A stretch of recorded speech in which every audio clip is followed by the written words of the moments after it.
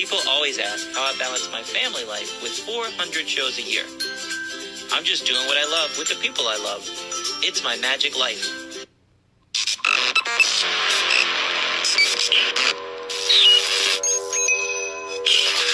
I like Wes Iseli. I like everything about him. All right, this week I got another friend of mine on. Last week we had Craig Diamond. This week we have his partner in crime.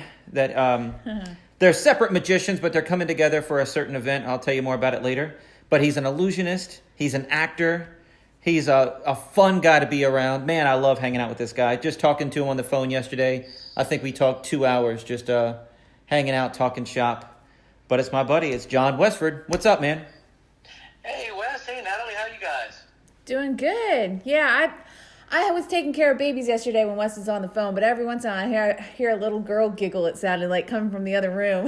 He was having a good time. How are the little ones? They're doing good. They're doing good. I really can't complain. We were scared about having twins, but it hasn't been bad at all.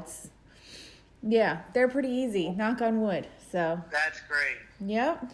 Well, introducing my audience to you, there's so much to go over. I mean, the conversation could have went another hour yesterday just during our pre-interview talk. But let's talk about how you got started in magic. Because I think that's really unique how you and Craig have been together that long. So let the audience know. That is pretty unique. Growing up in a small town in central PA outside of Harrisburg, graduating class like 100 kids. Big event was a big event around here. And Craig was producing a show called The World of Illusion. He was ahead of me in school. He had some great names on that stage. Del Rey, Mark D'Souza, Denny and Lee. Maybe laymen don't know them, but as a magician, Wes, you would identify with them. Oh, absolutely. That's a great show. I want to see that show. Yeah, so there I sat wide-eyed as a kid with a magic kit and just blown away. And I come to find out, the guy producing the show is in the show, and he's also a student at our school. So very intriguing. And I decided one summer at the beach, seeing a kid do a sleight of hand trick, I wanted to figure out how to do that. He wouldn't show me the secret, of course, so I worked on it the next couple days, and before we left the beach, I think I had it. Couldn't find that kid, but ran into him back here in town. Showed it to him. He said, "Oh, wow, that's great. Who taught you that?" I said, "Well, you wouldn't tell me, so I worked on it and figured it out." And he said, "Oh, you got to call Craig." And I said, "Craig?" He said, "Craig." And I'm like, "Oh, this is the guy that produces World of Illusion." And so reached out, and so began, I think, almost 3 years of taking lessons off and on with Craig. Wow. And you're still with him today. How many years later? Yes, quite a few. Actually, it's so cool because he had been doing the ships. We'd done some ships, but we were doing land dates as well. So we kind of here and there we might get together on a rare occasion. I think we did a showcase one time that was outside Atlanta for his agent, cruise ship agent. But other than that, we were doing our own things, as you mentioned. You know, I was doing corporate shows, theater shows on ships. He's barely could get 3 weeks off and be home at all on the ships, constant demand. And so, here and there, we would reunite and do some shows together here in our hometown called The World of Illusion, which is quite a kick. You know, that's the original concept that got my attention. And pretty cool to do the show side by side with your mentor and the guy you watched who produced that show. Really, really cool. And yes, we reunited again about 5 years ago for a theater project out in Arkansas, and started promoting that all over the Southeast. So that's been fun. But as you know, we're all in a pandemic. Yeah. Well, a lot of people that when a young magician gets a mentor, it's somebody that's already past their prime. It's already somebody that's retired. Their sleight of hand skills are slipping due to, arthritis or whatever. You got somebody that was up and coming, that was just awesome, and could really show you the ropes, and you got to go along with them. That is so rare, man. Yeah, I mean, I got to work with him one-on-one, and you're right, he was just hitting his stride. Playboy clubs, cruise ships, New York gigs. He got big-time management in New York City. I believe you guys touched on that in your podcast. And yeah, his philosophy was great too, because he taught me early on it's got to be entertaining no matter what you're doing, whether you're playing piano or magic or singing. You got to engage and entertain the audience. And he also taught me that I should never be in a situation where someone says, "Oh, you're a magician, show me something," and I say, God forbid, I don't have my stuff with me. Right. So he gave me that philosophy of background, sleight of hand, so I was prepared anytime and anywhere, which was great. Well, you know him better than I do. I love the guy. I swear I do. I give him a hard time. He was talking a mile a minute in our podcast. Natalie couldn't get a word in edgewise. But I love the guy. But when he turns off, I mean, is he just done? Is he drained? Or is that him 24/7? He's just shot out of a cannon. He's fun-loving. You know, he's just, and you probably noticed his laugh is so contagious. Yes, you know? He yes. starts laughing. He could tell you something. He's very funny. But he could say something that's not funny, and by the time he's done laughing, you're laughing too. So he's just he's larger than life. He's a lot of fun, and I don't know if he turns off unless he's sleeping. That's the question. That's what I wanted to know. Yeah, I tell you, I told Natalie, you know, just the after parties, these conventions is literally my favorite part. Yeah, I like learning stuff. I like, you know, the camaraderie, but hanging out with you guys at the after party, I mean, it all turned on then. You guys, I had so much fun with you guys, and I'm so glad we became friends, and you guys are awesome. Thank you, dude. Oh, right back at you, man. Yeah, that's the really cool thing about the magic community, getting together like that. And then, of course, sharing more stories and letting your hair down. I mean, how do you beat it, right? We're all just sitting around yucking it up. Yeah. So when you got started in magic, you met Craig and everything, and you wanted to go into magic. How did your parents take it? My mom was trying to send me applications to get a real job. How did your parents take it? Good question. I was going to college, but in college, I could sign out the Student Union Center with my college ID, which was about a 200-seat auditorium. So you know where this story's going. I was spending more time in that auditorium than I was in class. And I finally I was doing a lot of shows, you know, banquet shows and so on. And so my joke is I managed to cram 75 college credits in just 5 years. So I came home and had a sit down with the folks. And the day I told my parents that I wanted to leave college to do card tricks for a living, my mom cried. Oh. And when she was crying, my dad, the level-headed one, steps in. He says, "Okay, no, wait a minute, Bonnie." He says, "Now look, John," he says, "if you want to do this is a big step. You'll leave in college. You'll be coming off your mom's health insurance, and you got to make sure this is something you want to do. If you get a job, a full-time job with full benefits for 1 year, and after that year you decide you still want to do this, pursue this," he said, "I'll help you any way I can." So off I went to get a job. I got a job at the State Senate in Pennsylvania, working up on Capitol Hill, delivering inter-office mail. I was a messenger. And soon that became quite a network for me.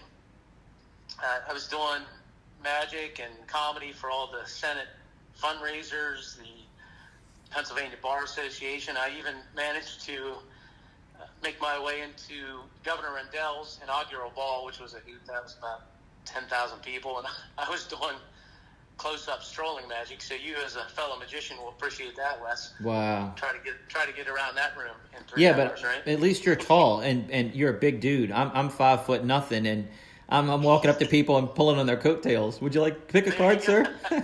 They have to look down and stop what they're doing. Yeah, so I was working there for the year, my deal with my folks, and stumbled on an audition thing in, I think it might have been the Linking Ring. It was a magic publication looking for variety performers for King's Dominion Amusement Park in Richmond, Virginia. And so I auditioned for that and got a job there for the summer, which turned into I think it was total about 7 months, 5 shows a day, 5 days a week. So I thought if ever the show is tight and ready to go, this is it. I might as well give this a shot. So that was the transition from a real job, quote, to trying to do magic, throwing my hat in the ring for the magic world. Wow. Well, your dad, that's good advice, because, in the 25 years that I've been doing this, how many magicians have you seen get the magic bug really strong, throw tons of money at it, and then, do 1 or 2 shows and then quit? So yeah, I mean, he really held my feet to the fire and said, "Hey, you got to show me commitment here, and I'll help you do it any way you want." And also, just for you should also prove to yourself that this is what you want to do. So yeah. And the timing was great with that audition for the park, so that came through, and I got that job, and off I went. Wow. Well, how was the park? I mean, because summer shows outside can be pretty brutal. How was it? Great question. I can tell you, that's your savvy veteran question, because that is brutal. However, this was a unique experience. Very lucky to be part of it. They hire a bunch of variety acts, as I mentioned, and normally that would be what they called atmosphere entertainment, strolling through the park like you said. But this was an experiment in a restaurant with a thrust stage, kind of a theater-restaurant combo. Nice big room, hold a couple hundred people. And their idea was to put the atmosphere entertainers together for a show, an actual show on stage. Half-hour show, you come in, grab lunch, watch the show, and then they want you back out into the park. And so we had a singer MC, we had a juggler, incredible juggler, only 15 at the time. He had been Virginia State champ and second place in nationals at 14 years old. Wow. Myself, and then a gentleman, this guy was crazy, like Robin Williams crazy, Popo the Clown from Ringling Brothers, and we just had a riot. And the show, we were on the chopping block, as it were, kind of experimental show, but the show, really a lot of fun. So it got a lot of traction, and really had a great time doing it. Although at some point, 5 shows a day, 5 days a week, they had this little animatronic intro with music, and if you played that music today, I might give away any secret you want, because I just turned that music off. Wow. We had a great time. I mean, there are lots of fun stories from that group. Well, yeah. Go ahead and tell us some stories. You got any war stories? Did you play with the guys, prank the guys, or do anything backstage? Yeah, well, I mean, that's another veteran insight on your part. You can tell that. If they become your friends, it's gonna happen. Yeah, we're like brothers back there, and then you're just getting in that rut of cranking out those shows every day. So yeah, lots of pranks. The stage was 3 levels, and you would enter at the top level through double doors. That part was small, then you'd step down a little bigger area, and then step down even bigger area. Even that area was 4 feet off the ground, but thrust into the audience, the restaurant. And so the pranks abounded. The juggler, who I mentioned, was just a teenager. He was the instigator, if there was one. He would tell you things like your flies down before you went through those doors to do the show. He would talk through those doors if you did anything up top. He would. I did a trick you'd be familiar with, Wes, called the Doves to Rabbit for the finale of my act. Uh-huh. One day I made 4 beautiful white Java doves turn into a giant red boa. Oh no! My. Oh no! Yep, that was one of his pranks. So, he's really overstepping his boundaries now, sneaking into the actual content of the show. So he would do a bit with a 5-ball juggling on the ground. So he would start juggling 5 balls, bouncing them off the ground instead of throwing them in the air. Beautiful. And it would cascade like a waterfall. And then he would kneel down, all the way down to the floor, looking at the audience for his applause cue without seemingly not even seeing these balls.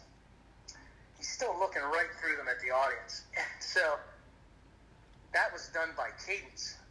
These were giant, I called them field hockey-sized Super Balls. As they bounced off that floor, he would listen to the cadence.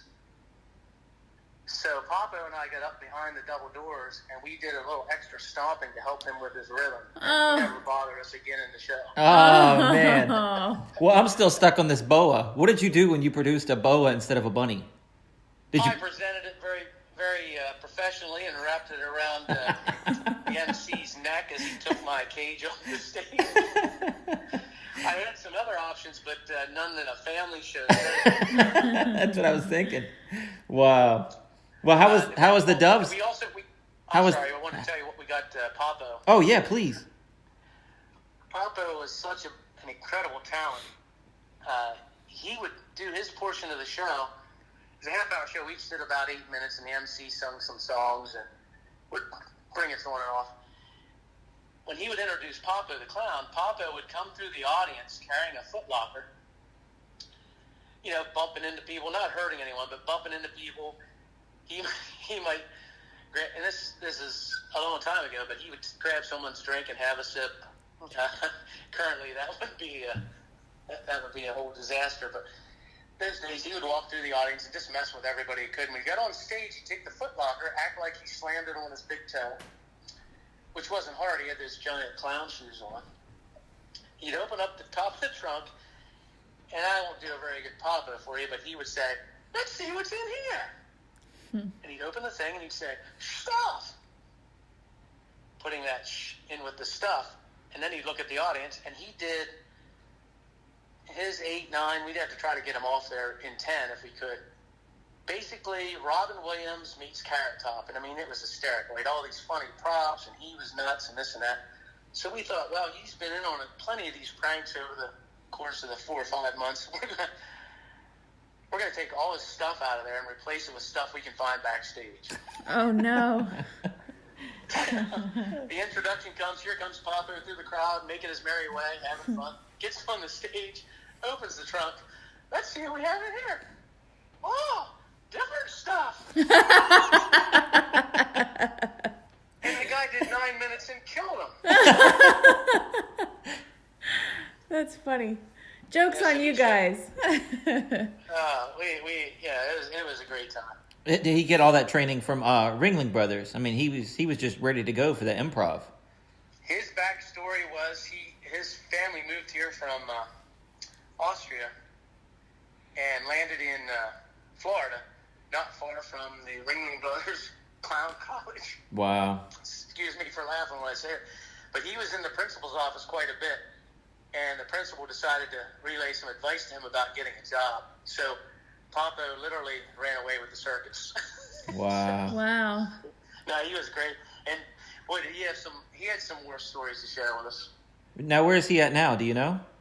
He is retired to Hawaii. Wow. Oh, nice. Wow. So here I sit with the blizzard on its way, and I get to see his beautiful pictures. I think they're in Kauai, to be specific. Him and his wife post these beautiful pictures every day. So, yeah. Well, after King's Dominion and all of that, you got on the cruise ships? So next, I auditioned for another gig that came out through the Linking Ring and other magic publications called Unlock the Magic with Oreo Cookies.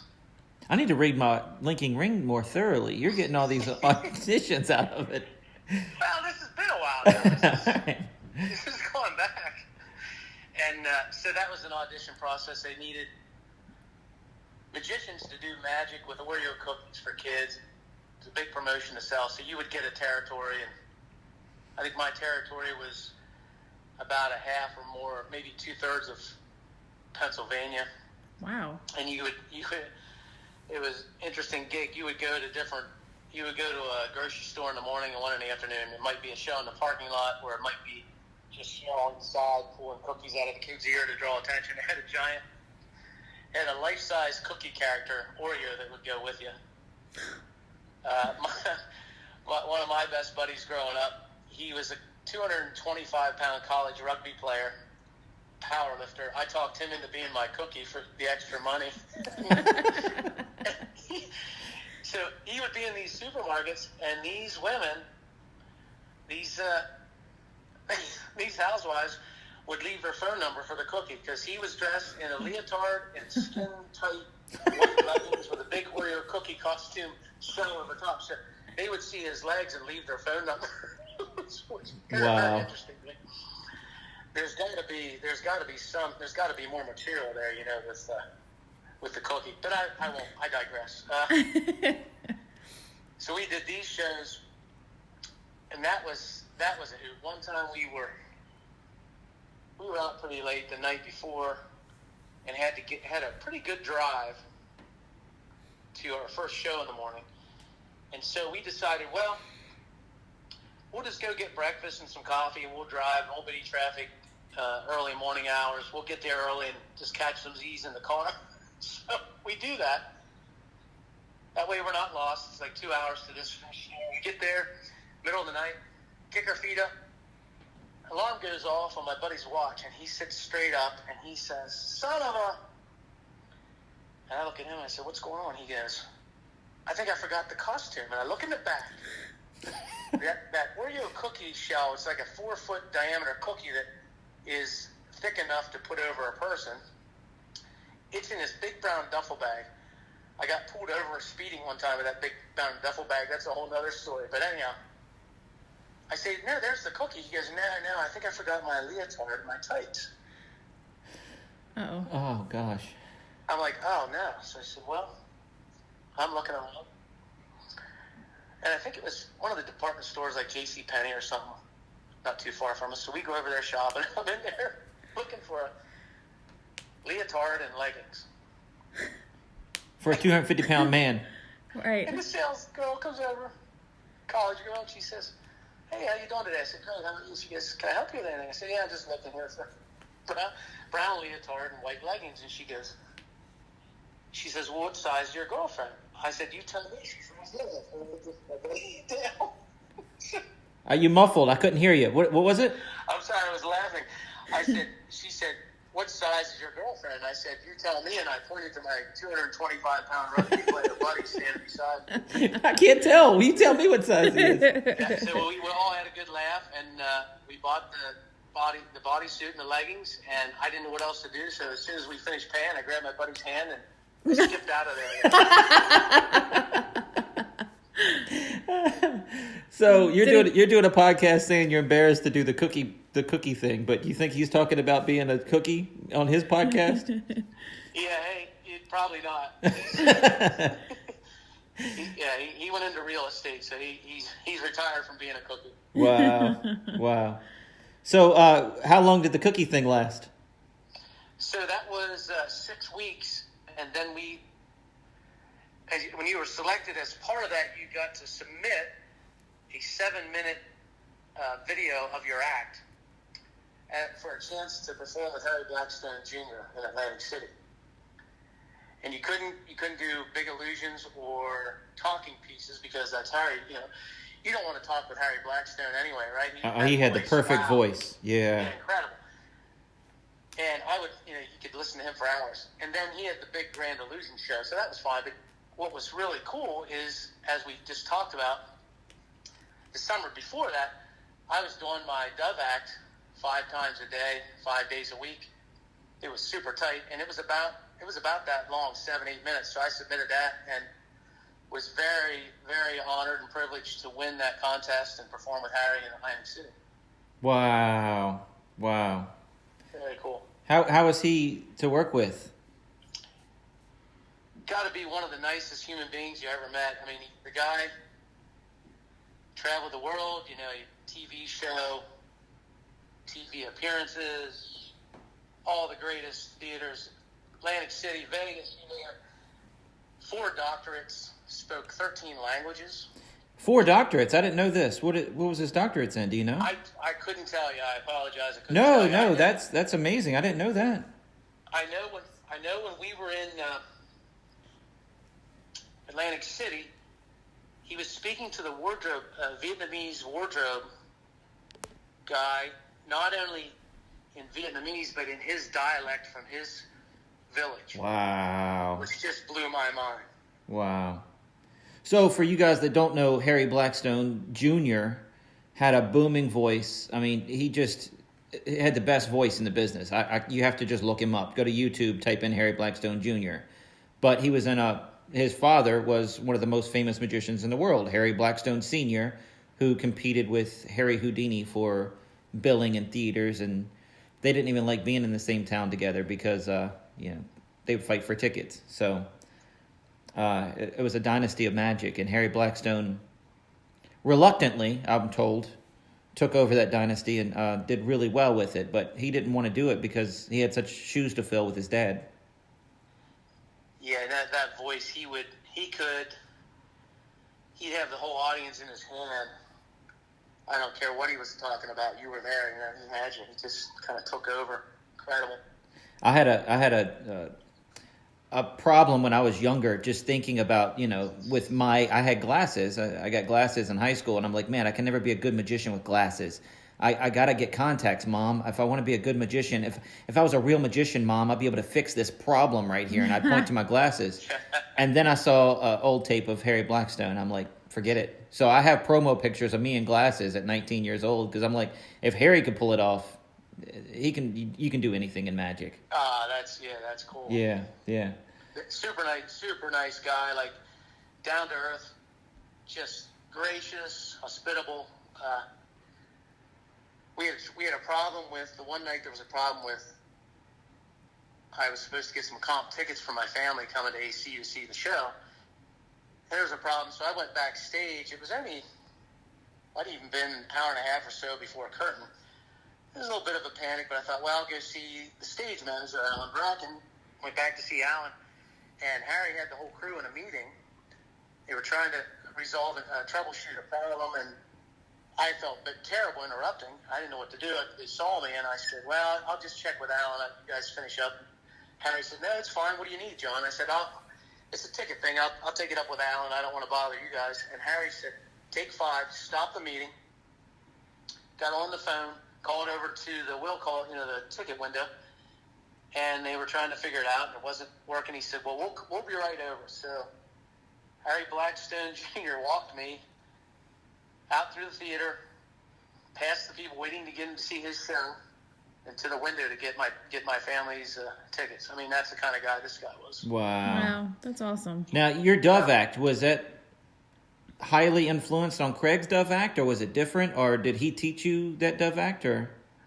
It was a good mix and match. I had, if you remember the doves from air trick where you catch an invisible dove from the air in a cage, that was Craig's.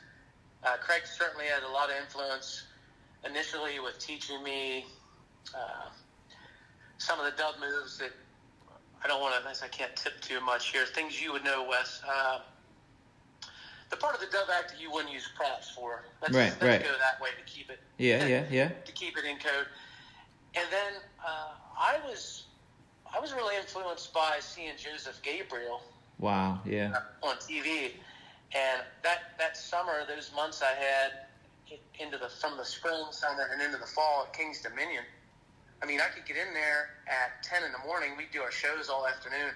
But I'd get in at 10 and have several hours to kind of try things. And then I'd have 5 audiences that day to run whatever that new thing was. So I decided I was going to work on the dove split. And for those of you listening, that's where you take a dove, roll your sleeves up, and double-handedly seemingly split the dove into 2 little birds.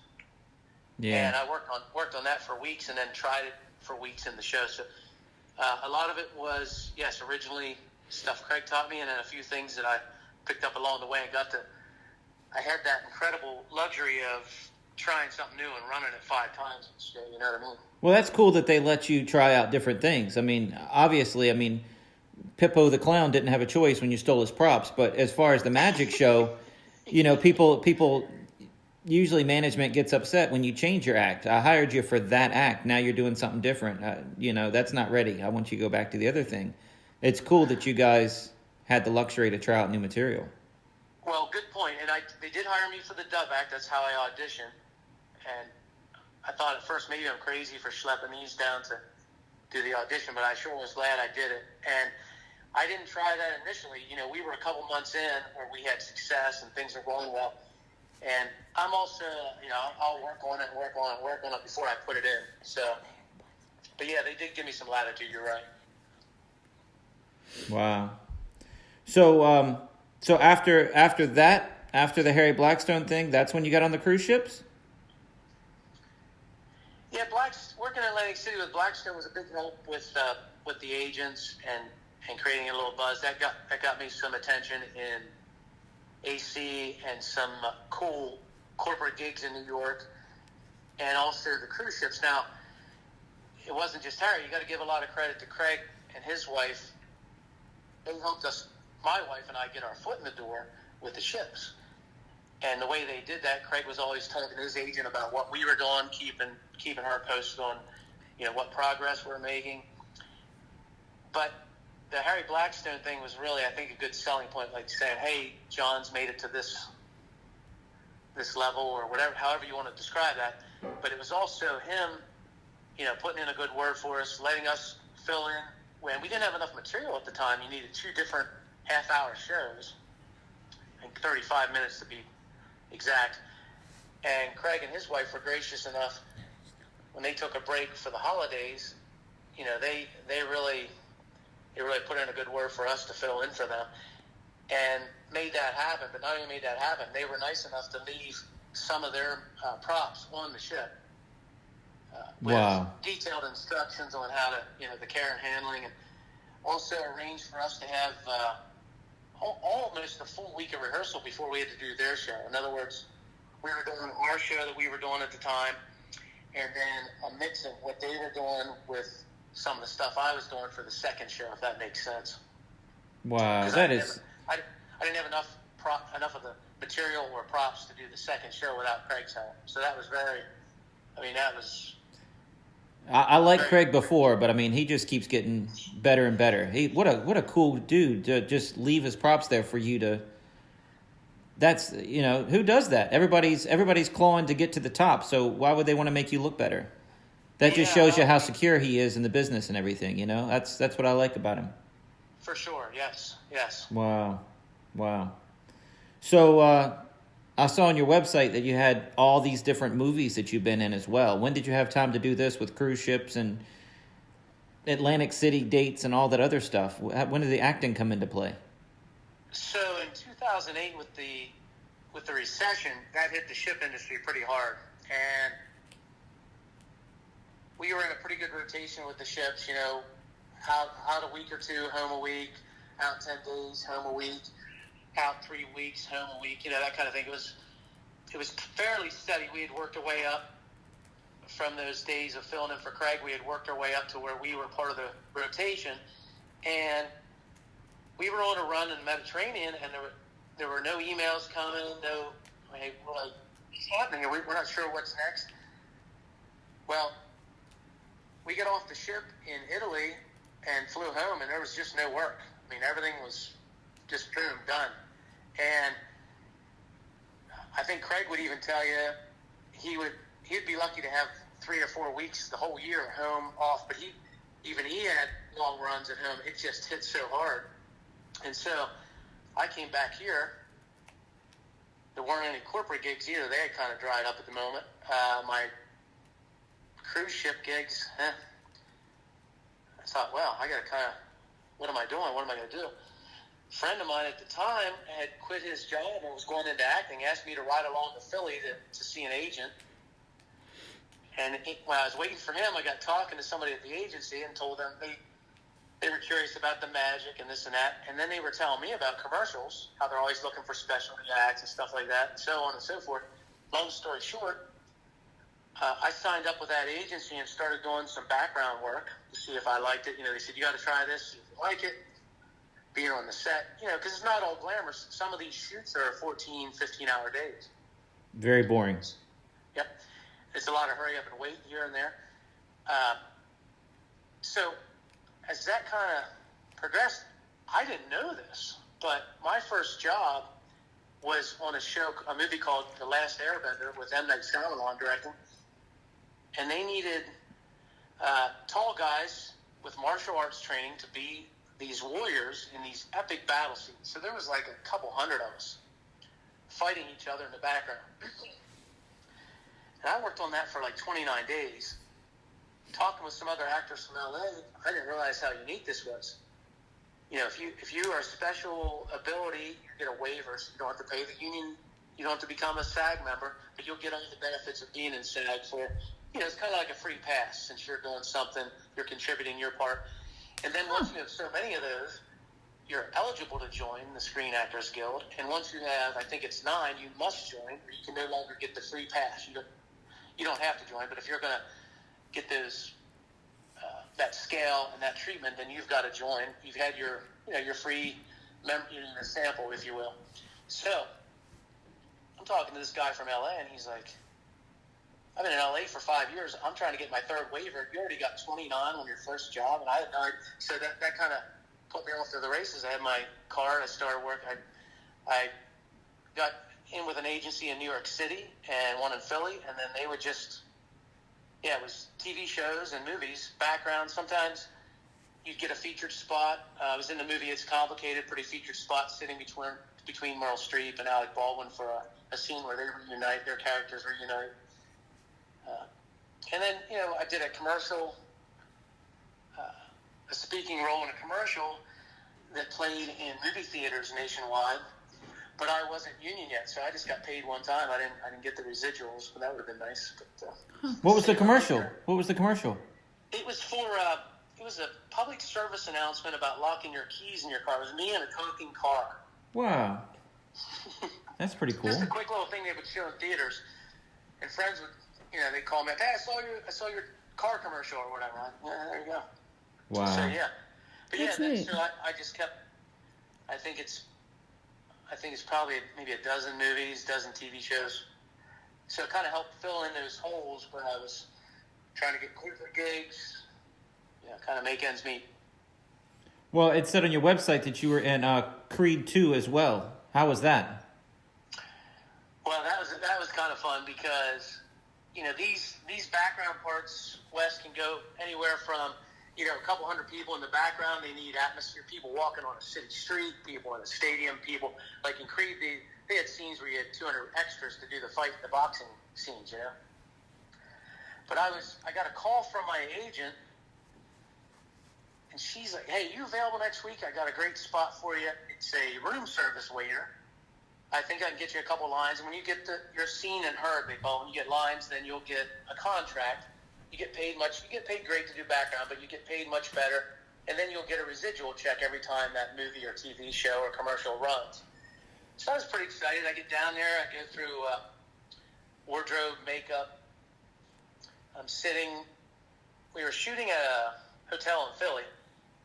Again, I'm supposed to be a room service waiter delivering food to Michael B. Jordan's character. I think it's Adonis Creed. And I'm sitting in the catering area getting a cup of coffee. And Michael B. Jordan had just been in there about 20 minutes. He's a super nice guy, talks to everybody, takes time to say their own, just super down-to-earth nice guy. You're breaking up a little bit. Okay. There you go. Super nice guy, down-to-earth, takes time to talk to everybody. He walked into the catering area and was talking to all of us. Had a nice chat with him. He left. In comes the production assistant to check on me and says, John, we're just about ready. You look so serious. Is there something wrong? And I think I was trying to figure out, there was a phone call I had to make that day, and I couldn't remember what I did with the number, if it was in an email or whatever. And I said, no, I'm good. She says, no, you look like something's bothering you.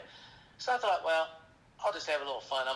She's not believing me. So I said, yeah. I said, now that you mention it, I said, I'm a little upset. She said, what's wrong? I said, well, my agent told me I'd be working with Michael Jordan on this movie. And so the guy behind her, she just looked at me with a blank stare. She didn't get it. And the guy behind her from electrical department, he kind of spit his coffee out laughing. He says, don't you get it? Michael Jordan, the basketball player, Michael B. Jordan, the star of our movie. And she goes, who's Michael Jordan? He goes, Oh my. one of the greatest NBA players ever. She's like, He goes, Space Jam. She goes, oh, that's Michael Jordan. Oh, jeez. So we had a good laugh about that. Oh, wow. Well, how was it working with Alec Baldwin? Oh, it was a riot. He's funny and crazy and just, I mean, he was cracking jokes. They're ready to roll the camera. He's cracking jokes. If any one of us did that, we might be sent home. He'd say, oh, we're rolling, okay, all right, cut, back to one, He just had us, he was he was a lot of fun to work with. He was nice to everybody, but as attorney, he was on the phone screaming as attorney. He was going through the divorce at that time with Kim Basinger. Oh, no. Yeah. Super nice to all of us and all the crew. We, in between takes, he'd say that we two of us were working pretty close. We were between him and Meryl Streep at the bar for this scene where they reunite. And he would always turn to us and say, "Hey guys, you need anything from Starbucks? My assistant's running out." I mean, just super nice to everybody. So a lot of fun. Just as funny off camera as on. Well, you told me a story about him being stalked. So, as we mentioned earlier, long days on the set, and you make small talk and chit chat. Everybody talking about what they do.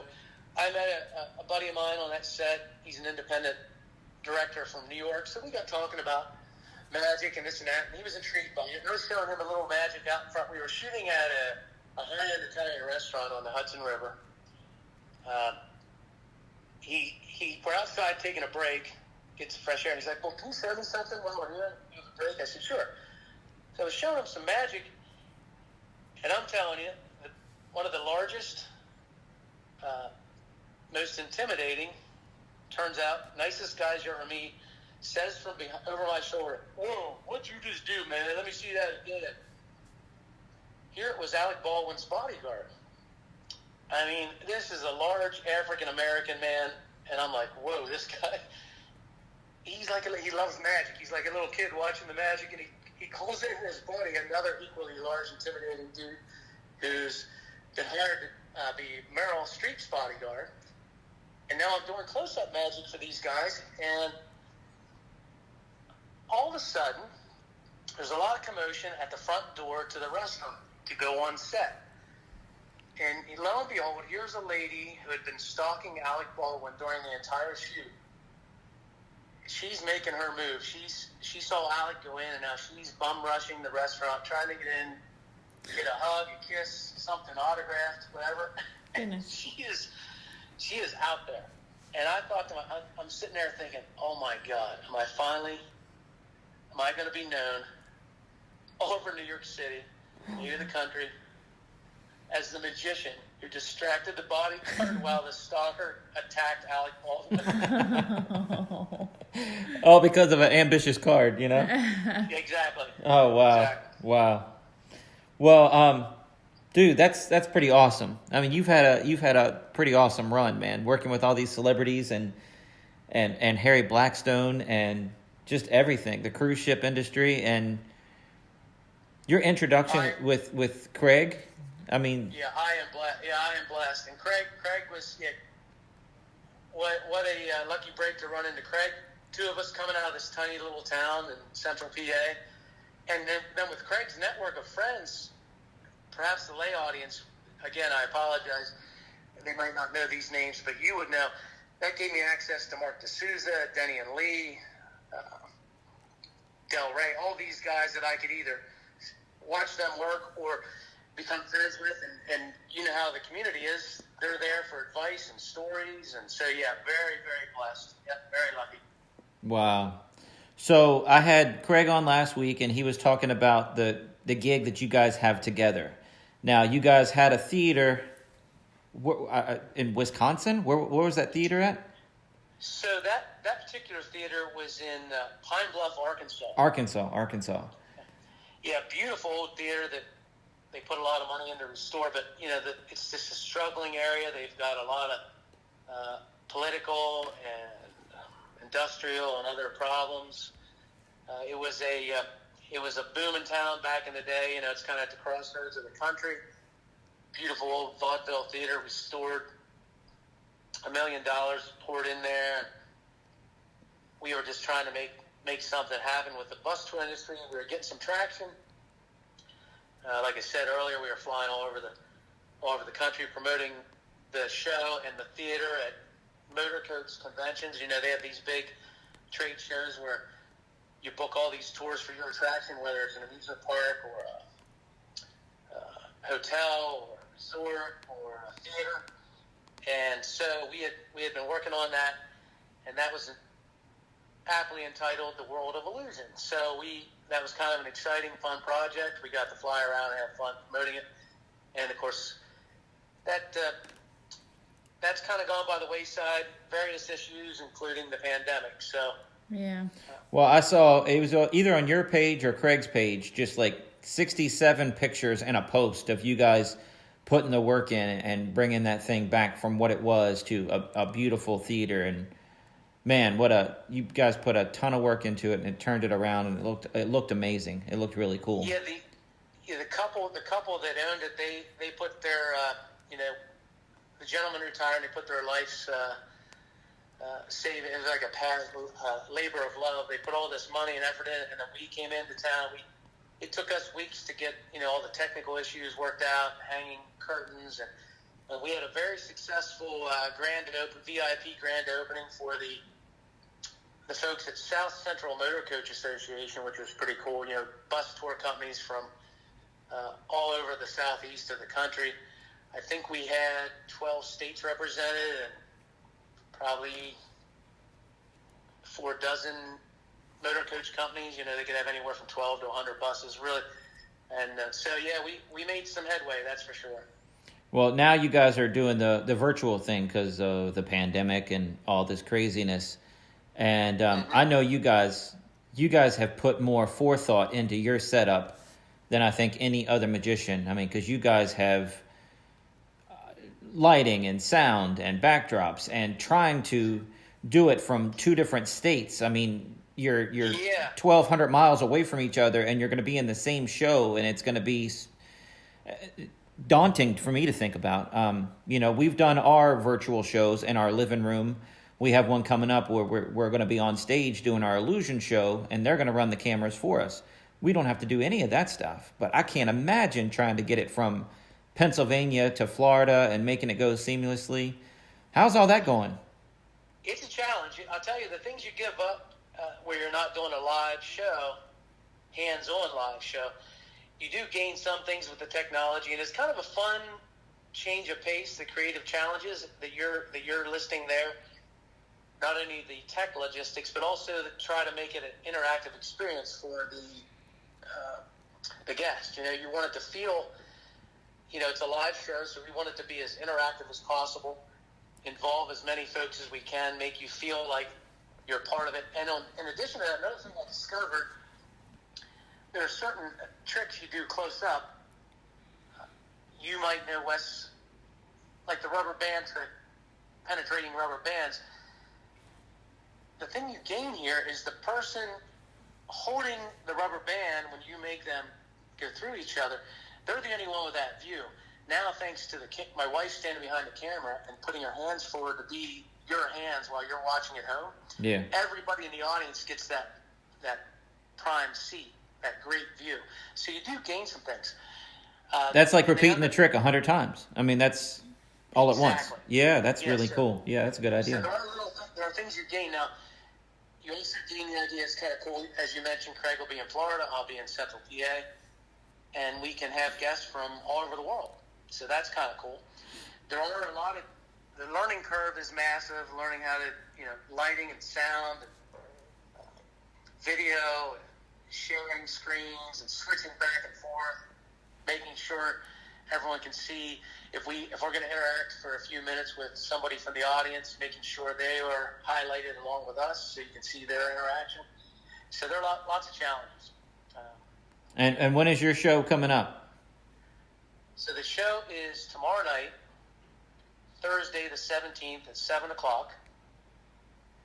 We are in the middle of, we're beginning to see some snow coming down pretty good in the northeast here. And the forecast is anywhere from 12 inches to 24 inches. So, keep an eye on our website and social media. Should we have to change anything, we'll let everybody know that way. But tomorrow night, 7 o'clock, December 17th. And it's $20 a household? Yes. Great bargain. Wow. Anyone, your whole family can watch it from the comfort of your living room for $20. And you can get tickets going through our website, The World of Illusion. The is important in there, THE, worldofillusion.com. And then your And he Facebook simply- page? Facebook page, John Westford or Craig Diamond. Both of us will have posts about the show. And we're also, we have teasers on there. We have a teaser trailer, some photos, some more information. I'm gonna have to check it out. I'm gonna have to get a ticket to this show. I just want to hang out with you guys, see some magic.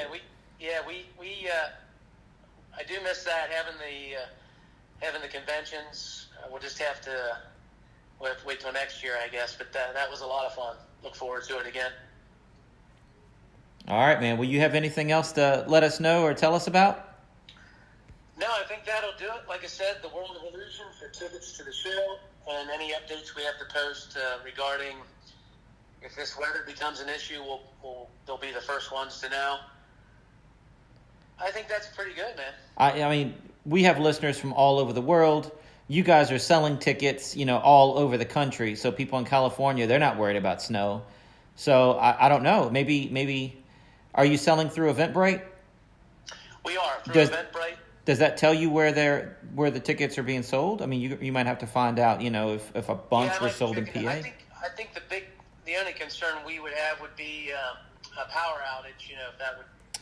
For you, I guess. Hosting the show, that would be, but Right. We'll keep everybody posted online. Yeah. Oh wow. Okay. All right. Well, dude, thank you so much. You are so fun to hang out with. I had a great time yesterday. I had an awesome time today. And we'll get you back on. This has been so much fun. You and Craig are awesome. I'm so glad I met you guys. Thank you for everything, man. Thank you, Wes and Natalie. And Wes, before I go, I wanted to congratulate you one more time on your very successful Penn and Teller. We're all very proud of you, buddy. Oh, thanks, man. Thanks. Yeah. Good stuff. And right back at you. We love hanging out with you. Look forward to the next time we can get together in person. All right, if you ever want to come to King's Dominion and just relive your old stomping grounds, I'm only 40 minutes away. You can come hang out here. There you go. For old time's sake, we'll go down there. Sounds good, man. Sounds good. Hey, stay on the line, man. I'm going to wrap everything up, and stay on the line real quick. Okay. All right, well, that was John Westford, guys. Check out his show. I'm telling you, you heard Craig last week. You heard John this week. They are funny guys. They are awesome magicians. And, Craig's 30 years in the cruise ship industry. John did 15 years. They don't let you stay on a cruise ship if your act sucks. They get you off pretty quick. Yeah. So these guys are awesome. They're really great magicians. Check out their show, theworldofillusion.com. To see our upcoming public shows, just check out our events page on our website, wesiseley.com. And tonight on Jewel TV, episode 14, it's just called Black Friday, will air at 7 p.m. Eastern on Roku, Apple TV, Amazon Fire, Jewel TV app, and tons of other places. It's in over 100 million households. Just look for it. You'll find it. See you next week. Today's episode of the podcast is sponsored by Express Copy and Graphics. Mention promo code Wes Iseli to get 10% off. Their website is expresscopy.com. That's XPRESS-COPY.com. They do it all. Copies, banners, signs, vehicle wraps, promo items, practically anything you need printed, they can do it for you. These guys are great. Check them out. Check us out online at wesiseley.com and patreon.com/Wes_Iseli for behind-the-scenes videos, blooper videos, never-before-seen footage, discounts on merchandise, magic trick tutorials, and more. That's Wes Iseli, spelled WESISELI.